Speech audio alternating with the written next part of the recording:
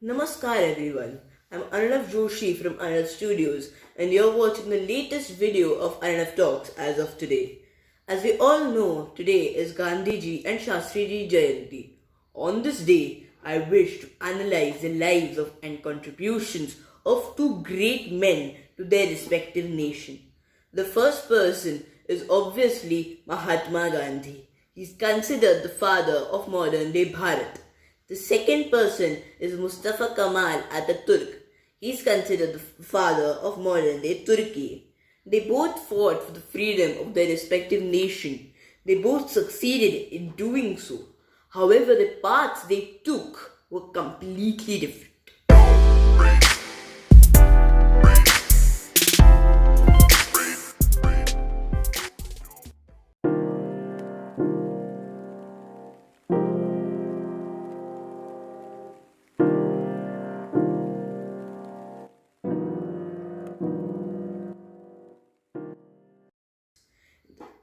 In this video, we are going to compare and analyze the lives of Mahatma Gandhi and Mustafa Kemal Ataturk.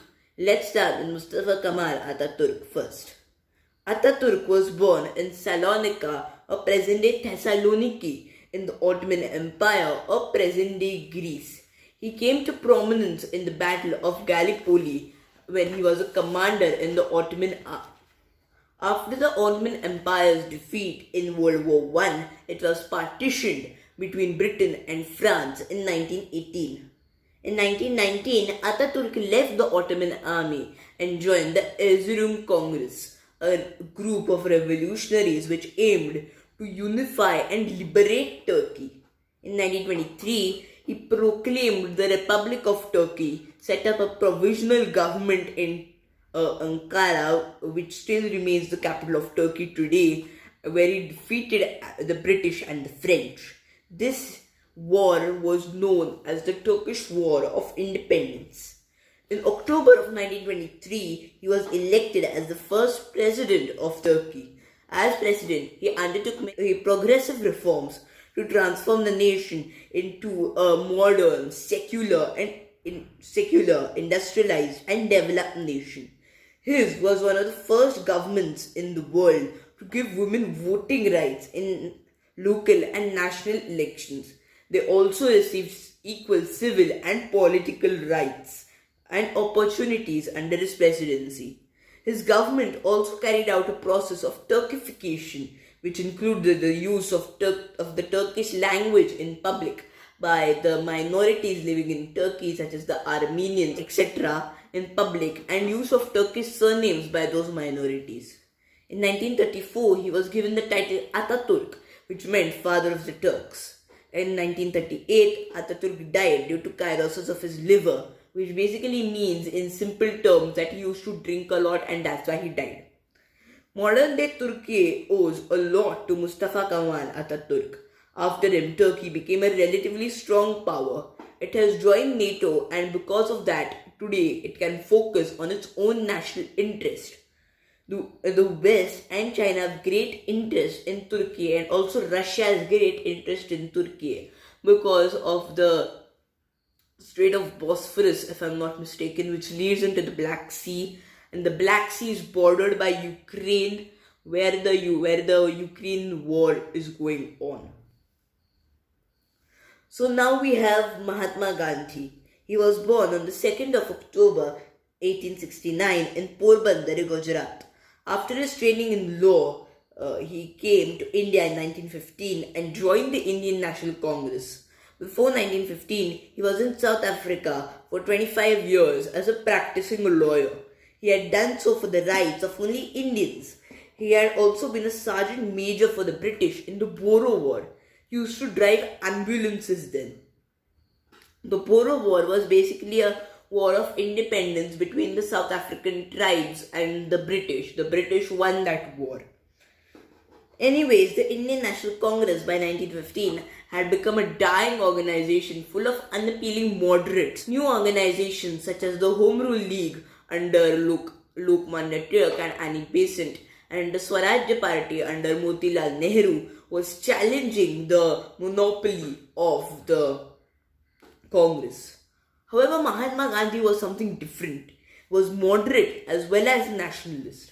In 1921, he became the president of the Congress and was at the helm of the organization till his death.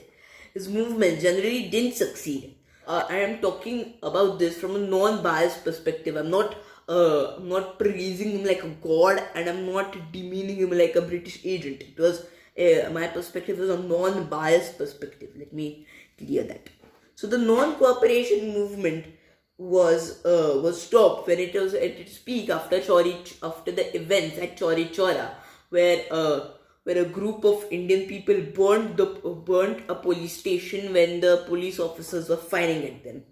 The civil disobedience movement was also stopped when it was at its peak after the Gandhi-Irvin Pact. The Quit India movement was a complete disaster. Famed historians call it a bloody, violent movement, and the Congress, in its official records, terms the movement as August disturbances. And it actually disassociated itself from the movement because of all the violence that was going on. The Khilafat movement was a dangerous separatist movement which resulted in many communal riots in the country. Mahatma Gandhi held a reluctance to industrialization and economic development.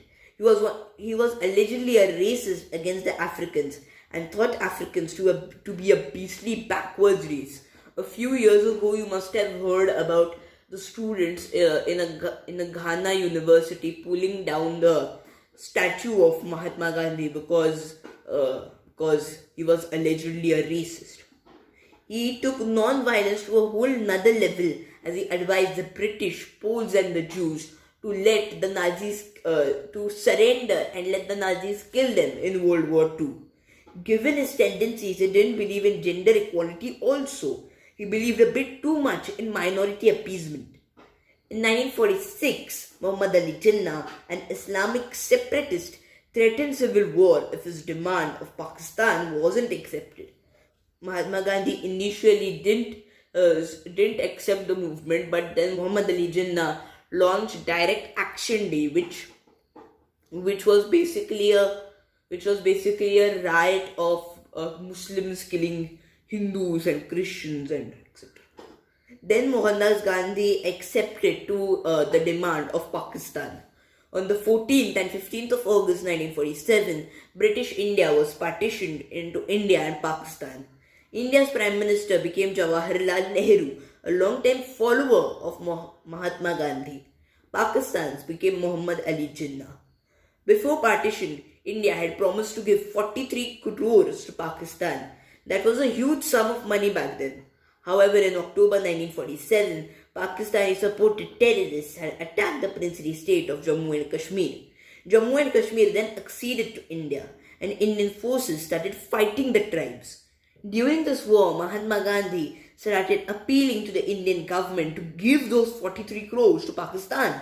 When one knows that when you give money to an enemy nation, it is obvious that they will use that money to arm itself against you. Angered with these anti-India sentiments, Nathuram Godse and his associates assassinated Mahatma Gandhi at Birla House, New Delhi.